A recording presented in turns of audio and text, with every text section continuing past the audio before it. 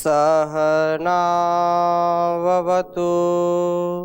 सहनौ भुनक्तु सह वीर्यं करवावहै तेजस्विनावधीतमस्तु मा विद्विषावहै। ओम शांति शांति शांति। वैदिक जीवन पद्धति जिसमें हम पंच महायज्ञ के सर्वप्रथम आदि यज्ञ जो है वो ब्रह्म यज्ञ, उसकी चर्चा कर रहे हैं। और जो ऋषियों के द्वारा प्रतिपादित व्यवस्था है, उन मंत्रों के द्वारा हम संध्या करें, उन मंत्रों के जो आदेश उपदेश संदेश है उसको अपने जीवन में उतारें, जिससे हमारा जीवन संपूर्ण आरोग्य का केंद्र बन सके। हमारे अंदर जब आरोग्यता होगी हर प्रकार की, तो हमारा व्यवहार, हमारा सारा संस्कार इस संसार के लिए उपयोगी होता है। यदि हमारा व्यवहार, हमारा संस्कार ठीक नहीं है तो संसार भी अच्छा नहीं हो सकता है। इसलिए सर्वप्रथम यह हमारा मूल कर्तव्य है, यह हमारा जन्मसिद्ध अधिकार भी है कि हम अपने आप को पूर्ण स्वस्थ बना करके जीवन को वेदों के अनुकूल जी सकें। तो हम उपस्थान मंत्रों में अंतिम मंत्र में जो बखान आया है कि जीवेम श्रद्धा शतम, उसके अंतर्गत चर्चा कर रहे थे। और ये पिछली कक्षा में ये प्रसंग चल रहा था कि क्या वास्तव में 400 वर्ष 100 वर्ष तक जीने की कल्पना मात्र है या इसका उपदेश भी कहीं किया है। तो अनेक स्थानों पर वेदों में, ब्राह्मण ग्रंथों में अनेक स्थानों पर आया है, तो उसकी चर्चा हम कर रहे थे। और यजुर्वेद के कई मंत्रों की चर्चा इस संदर्भ में की थी। पुनः उसकी चर्चा हम आगे करेंगे। आप में से किसी कोई प्रश्न पूछिए। ओम स्वामी जी। जी, पिछली क्लास में चर्चा के दौरान आए थे कि 48 वर्ष तक ब्रह्मचर्य रहना चाहिए। जी, तो 48 वर्ष तक ब्रह्मचर्य रहेंगे तो उसको नाती पोता देखने के लिए कितना वर्ष उसको जिंदा रहना होगा? वर्तमान समय में तो 60-70 में ही गुजर जाते हैं, तो इतनी गिरावट आ गई, तो आज कितने में होना चाहिए शादी विवाह? ये बिल्कुल ठीक आपने बात कही है। अब 48 वर्ष में व्यक्ति तो बुढ़ा हो जाता है, उसकी 30 वर्ष और 35 वर्ष की आयु तक बाल सफेद हो जाते हैं। अधिकांश ऐसा होता है, सबके नहीं होते। परंतु ये जो बात कही थी, जो यजुर्वेद के एक मंत्र का हमने स्वाध्याय किया था, उसमें ये आया था कि कम से कम 25 वर्ष तक तो उसको अखंड ब्रह्मचर्य का पालन करना ही चाहिए। और उसके बाद यदि वो गृहस्थ में जाना चाहता है तो वो गृहस्थ में जाए। परंतु जो हम इसके पहले भी वैदिक जीवन पद्धति में अष्टांग योग की जब हम चर्चा कर रहे थे तो उसमें ब्रह्मचर्य के ऊपर काफी चर्चा की है। तो ब्रह्मचर्य में वहां भी कई प्रकार के ब्रह्मचर्य बताए। तो ये जो कम से कम सभी को सारे, अगर 48 वर्ष तक का प्रथम जो सबसे अच्छा ब्रह्मचारी होता है वो 48 वर्ष का होता है। जो द्वितीय है वो 35 वर्ष 33 वर्ष तक, और जो सबसे सामान्य है वो कम से कम 25 वर्ष। तो 25 वर्ष तक तो कम से कम हर युवक और युवती को उसके अंदर के जो हार्मोन्स हैं, उसके अंदर की जो शक्ति है वो परिपक्व होती है।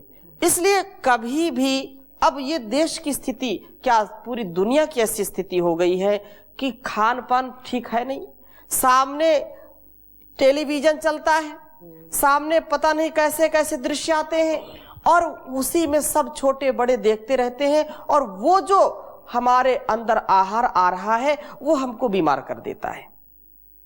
जो वैचारिक बीमारी है, उस वैचारिक बीमारी से वो व्यक्ति रुग्ण हो जाता है, रोगी हो जाता है, उस बीमारी से वो जल्दी ही नष्ट हो जाता है। तो पहले जो 25 वर्ष तक कम से कम 8 वर्ष की आयु से गुरुकुल भेज देते थे, और 25 वर्ष की आयु जब पूरी होती थी तभी वो घर आते थे।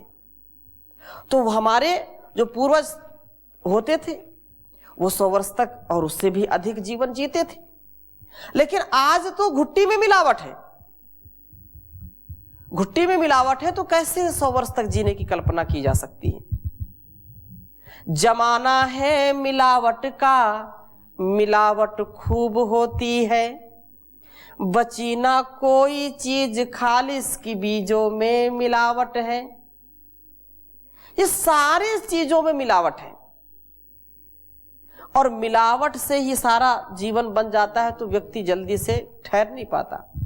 पहले के जो इमारतें देखिए कितनी मजबूत होती थी, 100-100, 200-200, 300-300, 500-500 वर्ष चलती थी।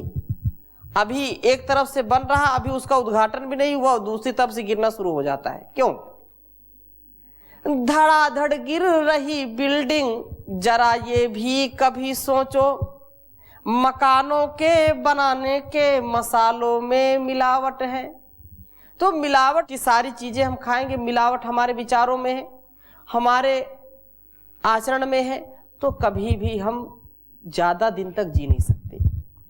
छोटे छोटे बच्चों को यौन रोग हो जाते हैं, छोटे छोटे जो है बालक बालिकाओं के इतने कुचेष्टा पूर्वक आप प्रयत्न देख सकते हैं कि समाज में जो मुख से बोला नहीं जा सकता वो कृत्य आजकल हो रहा है। क्यों? क्योंकि हमने अपने को संभाला नहीं, हमने अपने पुत्र पुत्रियों को शिक्षा दी ही नहीं। क्यों? क्योंकि हमने भी वही शिक्षा पढ़ी है जो सबने पढ़ी है। कभी जानने का प्रयत्न नहीं किया कि मेरा राष्ट्र, मेरा जो गौरव है, मेरा जो भारतवर्ष जो पूरी दुनिया का सिरमौर रहा है, कैसे रहा है, कैसे 100 वर्ष तक जीते थे, उसके लिए प्रयत्न करेंगे तो जरूर जिएंगे। इसलिए ब्रह्मचर्य रूपी जो औषधि है, ब्रह्मचर्य रूपी जो अमृत है, उसका पान करके व्यक्ति 100 वर्ष तक जी सकता है स्वस्थ होकर के। ये बात यहां पर कही है। और कोई प्रश्न? जी स्वामी जी, तो आज वर्तमान समय में ये दोष किसका है? चूंकि गुरुकुल में पढ़ कर के इंजीनियर, डॉक्टर, ओवरसियर या और साइंटिस्ट आज देखने में नज़र में नहीं आ रहा है। जी जी। और ये सारी चीज़ चाहिए समाज को चलाने के लिए। चूँकि हम गाड़ी भी बनाते हैं, हवाई जहाज़ बनाते हैं, रिसर्च करते हैं, तो ये कमी। अच्छा ये बताइए, ये जो भी इंजीनियर है, डॉक्टर है, सबकी आवश्यकता राष्ट्र को है, लेकिन ये जो गाड़ी बनाते हैं, जो आविष्कार करते हैं, जो बड़े बड़े जो है उद्योग लगाते हैं, वो किसके लिए हैं? वो मनुष्य के लिए है। लेकिन जब तक मनुष्य के अंदर मनुष्यता नहीं आएगी, तब तक वो सारे साजो सामान किस काम के हैं? वो किसी काम के नहीं ना। तो सबसे पहला कर्तव्य यह है कि मानव का निर्माण होना चाहिए। सबसे पहला कर्तव्य यह है कि उसको मानवीय शिक्षा से ओतप्रोत होना चाहिए। हाँ, सब इंजीनियर नहीं बन सकते, सब डॉक्टर्स नहीं बन सकते, सब टीचर्स नहीं बन सकते, सब कार्य नहीं कर सकते, लेकिन जो सब एक कार्य करते हैं, खाना पीना, सोना जागना, आपसी का व्यवहार, संतानोत्पत्ति करना, धर्म का, अपने कर्तव्य का पालन करना, ये तो सब करते हैं। चाहे वो डॉक्टर हो, चाहे इंजीनियर हो, चाहे अध्यापक हो, चाहे शिष्य हो, चाहे प्रजा हो, चाहे राजा हो, सब तो ये कार्य करते हैं। तो सबसे पहले जो आपने कहा इस कैसे करें, कैसे, तो कैसे का तात्पर्य ये है कि हमारे जीवन में शिक्षा बहुत जरूरी है। और वो कैसी शिक्षा होनी चाहिए? जो हमको मानव बनाने का कार्य करती हो। ये एजुकेशन या आधुनिकता तो होनी ही चाहिए, जो नए नए आविष्कार होने चाहिए, उसका हम कभी विरोध न करते, न कभी करना चाहिए। लेकिन जिसके लिए आविष्कार हो रहा, जिसके लिए दुनिया बनी है, जिसके लिए सारे कर्तव्य किए जा रहे हैं, वो तो अपने आप को पहले ठीक करना चाहिए उसको। तो माता पिता का कर्तव्य है, गुरु आचार्य का कर्तव्य है, जो उस बच्चे का निर्माण कर रहा है, वो बच्चे का निर्माण नहीं, वो राष्ट्र का निर्माण है। ऐसा जब प्रयत्न करे व्यक्ति तो समाज अच्छा होगा, समाज में सब सुसज्जित होंगे, सुशिक्षित होंगे, सुव्यवस्थित होंगे और उनका स्वास्थ्य भी अच्छा होगा, कुपोषण के शिकार नहीं होंगे। यहां क्या स्थिति है, एक अरबों खरबों का मालिक है और एक बिल्कुल कुछ भी नहीं है। तो विषमता नहीं होनी चाहिए, लेकिन पुरुषार्थ पूर्वक सबको उबारने का प्रयास करना चाहिए। जो नीचे हैं उनको भी उठने का प्रयास करना चाहिए, उनको उठाने का, और वो भी उठे। तो शिक्षा व्यवस्था सर्वोपरि है। शिक्षा अच्छी हमारी रहेगी तो स्वास्थ्य भी अच्छा रहेगा, स्वास्थ्य अच्छा रहेगा तो सेवा भी अच्छी होगी, सेवा अच्छी होगी तो समृद्धि भी अच्छी आएगी, और समृद्धि अच्छी मिलेगी तो राष्ट्र भी हमारा समृद्ध होगा। ये एक व्यवस्था है। मूल में शिक्षा, संस्कार सबसे बड़ी चीज है। आगे चलें। जी स्वामी जी, अभी हम पढ़ रहे थे हाल ही में जी रामचंद्र जी के थोड़ा इतिहास। जी तो उसमें था कि देवलोक में सभी एक समान समृद्ध नहीं थे, आनंद पूर्वक नहीं रहे थे, नहीं रह रहे थे। जी तो कुछ लोग जाके शिकायत किए कि हमारा तो पुरुषार्थ उतना नहीं है, हमें उतना आनंद नहीं आ रहा है, हम गरीबी का जीवन जी रहे हैं। तो बोला कि आप दक्षिण तरफ जाके बस जाइए। टापू कुछ खाली हुआ, प्रलय हुआ था, जो कि आगे चल के हम श्रीलंका कहते हैं कि वहाँ भूमि निकल गया है। तो आप उस भूमि का रक्षा भी करना। तो रक्षक कहलाने लगे कि रक्षक है रक्षक, धीरे धीरे वो राक्षस हो गए। तो देवलोक में भी रहने वाले ऐसा था कि लोग सामान्य नहीं थे, और आज हम कहते हैं कि देवता लोग सामान्य स्थिति में रहते हैं। और वो पुस्तक में पढ़ रहे थे कि वहाँ भी ऊंच नीच था। वो सदा रहता है, लेकिन एक जो गुणकर्म स्वभाव और संस्कार है, जिसका जैसा कर्म होगा वैसा तो उसको भोगना ही पड़ेगा। लेकिन इतना ऊंचा नीचा कभी नहीं होता था जो अभी आज हो रहा है, एक दृष्टि में। दूसरी दृष्टि ये भी है कि आज जैसी व्यवस्थाएं हैं, आज जैसी स्वतंत्रता है, पहले कुछ क्षेत्रों में या कुछ हम यदि व्यवहारों को ले तो वहां पर भी इतनी छूट नहीं थी, इतना विज्ञान नहीं था। तो हर प्रकार से हमको समृद्ध होने का प्रयास करना चाहिए, लेकिन उसमें मूल में आध्यात्मिकता, सुशिक्षा और सुसंस्कार होंगे तो कोई विकार नहीं आएगा। तो ये बात चल रही थी कि ब्रह्मचर्य पूर्वक यदि व्यक्ति जीवन व्यतीत करता है तो वह 100 वर्ष से भी अधिक जीवन व्यतीत करता है। और अथर्ववेद में भी यही बात कही है कि शतम जीव शरदो वर्धमानः। इसको भी आप लिख लीजिए। यहां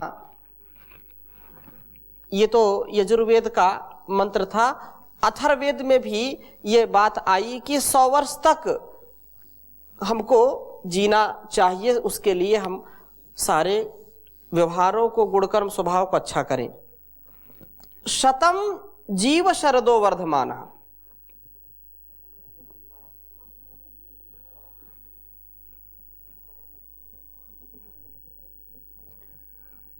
शतम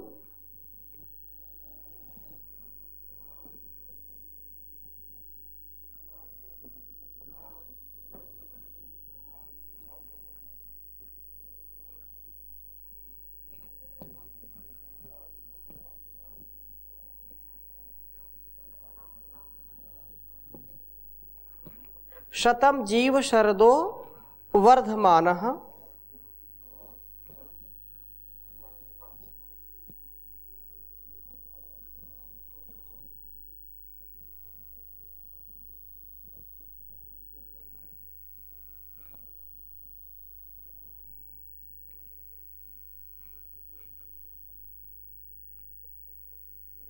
शतम हेमंतान शतमुवम वसंतान।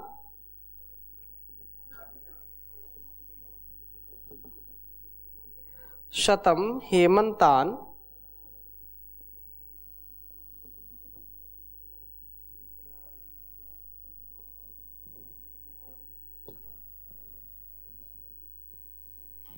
शतम हेमंतान,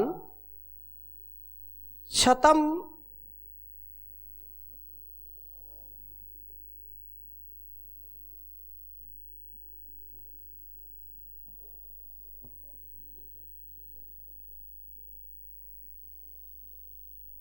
शतमुम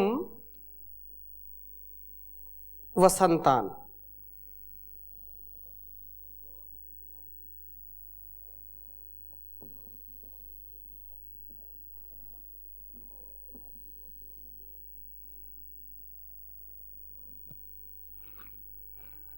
उच्चारण करेंगे एक बार। शतम जीव शरदो वर्धमानः, शतम हेमंतान,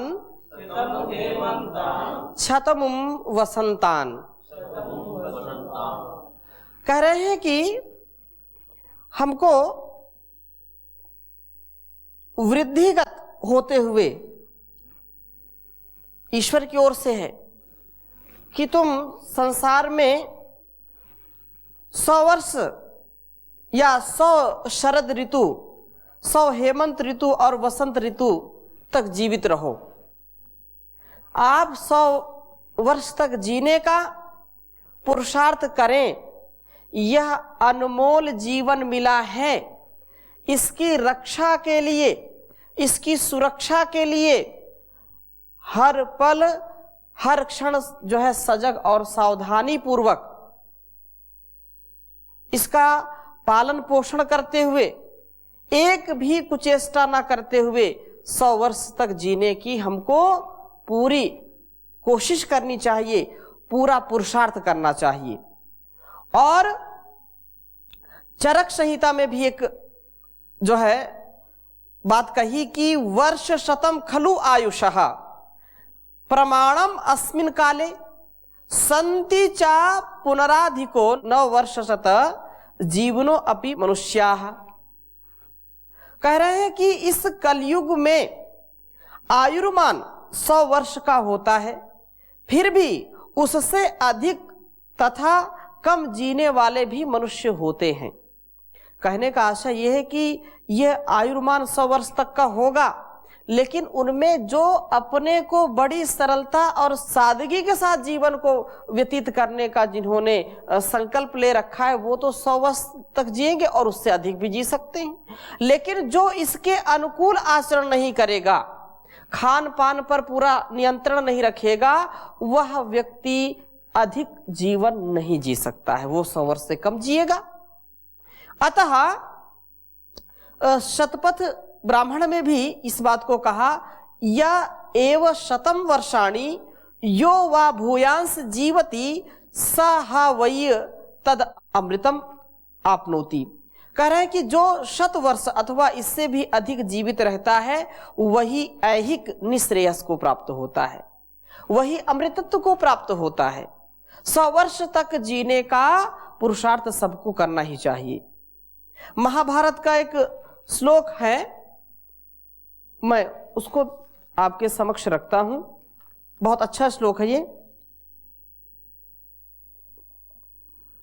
और ये वेदों के अनुकूल, वेदों का समर्थन करते हुए महाभारत का यह श्लोक 100 वर्ष तक जीने का प्रेरणा स्रोत है, यहां से हमको सीखना चाहिए। शतायुरुक्तः पुरुषः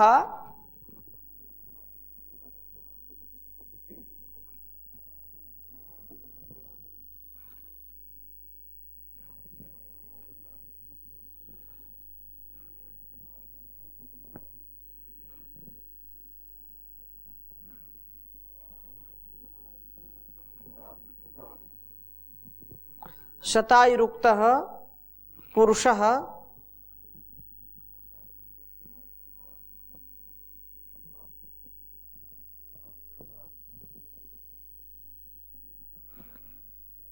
सर्ववेदेषु वै यदा।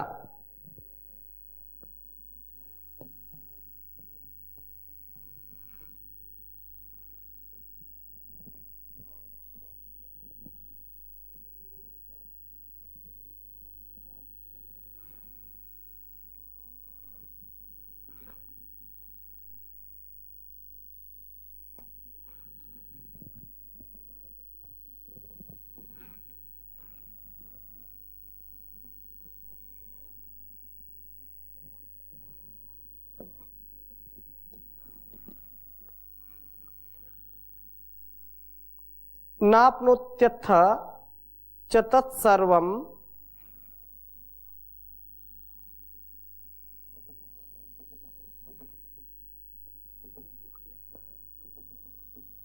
नाप्नोत्यथ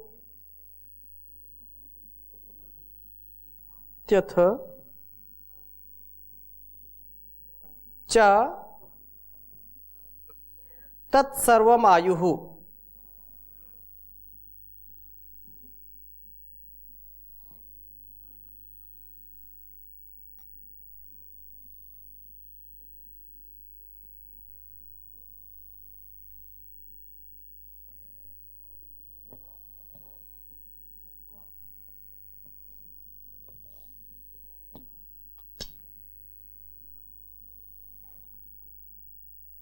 सर्वम आयुः केनेह हेतुना।